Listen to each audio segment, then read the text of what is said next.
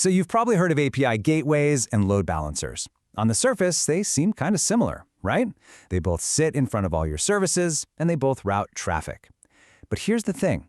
They solve completely different problems. And knowing that difference, well, it's absolutely crucial for designing any modern system.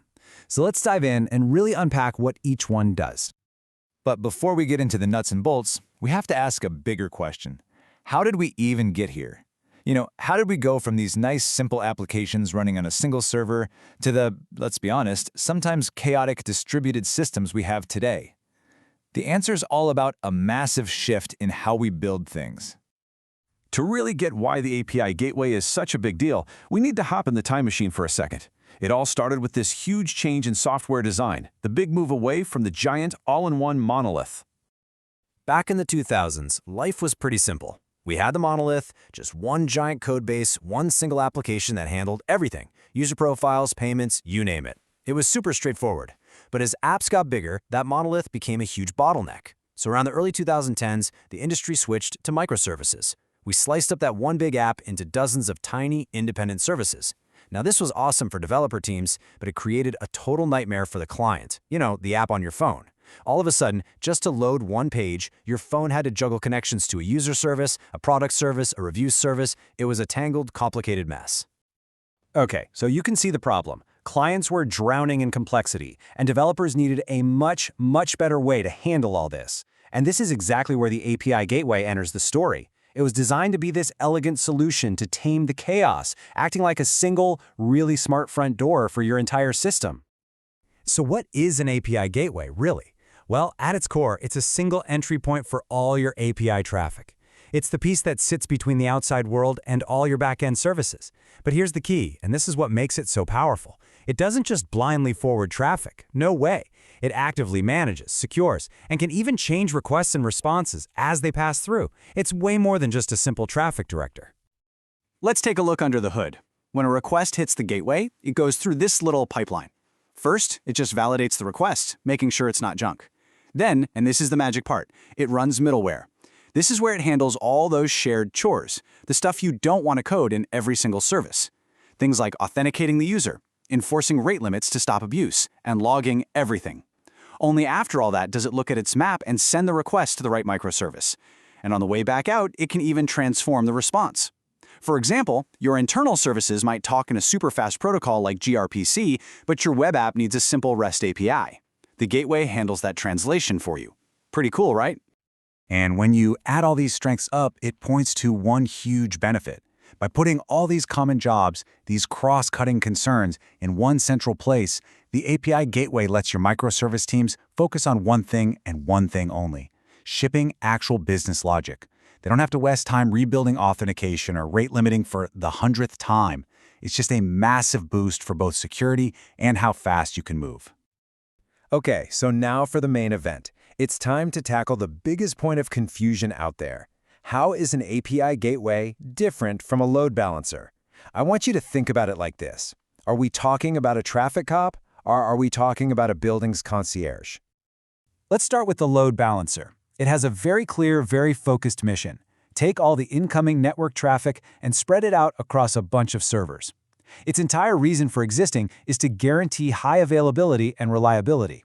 It's all about making sure no single server gets overwhelmed, which keeps your application fast and, more importantly, keeps it from crashing.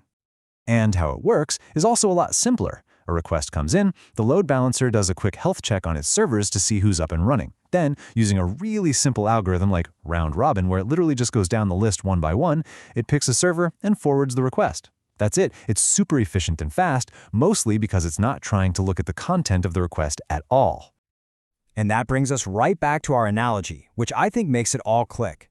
The API gateway is the building's concierge. It's smart. It checks your ID to see if you're allowed in. It tells you which floor to go to for the right department. And it makes sure everyone follows the building's rules. The load balancer? That's the highway traffic controller. It doesn't care who you are or where you're going.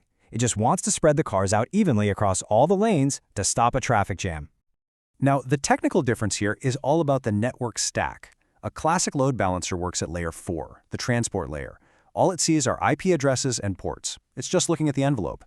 An API gateway, on the other hand, always works at layer 7, the application layer, and that's the whole ballgame. It means the gateway can actually open the envelope and read the letter inside.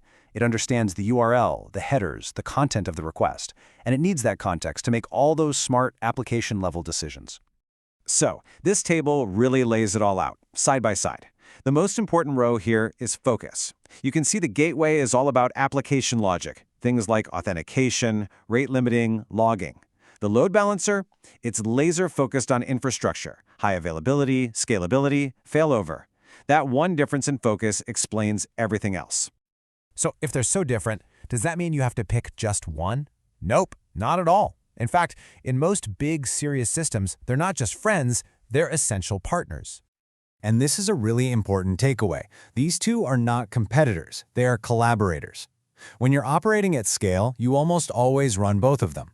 The load balancer acts as that first line of defense, making sure your system is always available. And then, sitting right behind it, is the API gateway, enforcing all the rules for your business. Let's just quickly trace a request through this common setup. So your phone makes a request to a single domain, like you normally would. First, it hits the load balancer. The load balancer's job is to spread that traffic across multiple copies of your API gateway. That's how you make the gateway itself highly available. Then, one of those gateway instances gets the request, does all its smart checks, and routes it to the correct internal microservice. It's a really powerful layered approach that gives you both scalability and security. All right, let's start to wrap this up with the most important takeaways and, just as important, a few common pitfalls you definitely want to avoid when you're building these systems out in the real world. First up, avoid gateway bloat. It's so tempting to just stuff more and more logic into the gateway, but that will slow it down. Keep it lean. Second, remember that both of these components can become a single point of failure. You have to run multiple instances of both your gateways and your load balancers. Third, don't just rely on the gateway for security. Your internal services should always revalidate security tokens themselves. It's called defense in depth. And finally, be really careful with sticky sessions at the load balancer. That's when you force a user to always talk to the same server. It can be a sign that your services aren't designed correctly, and it makes your system way less resilient. So, it really all comes down to this. If you remember nothing else from this explainer, remember this quote.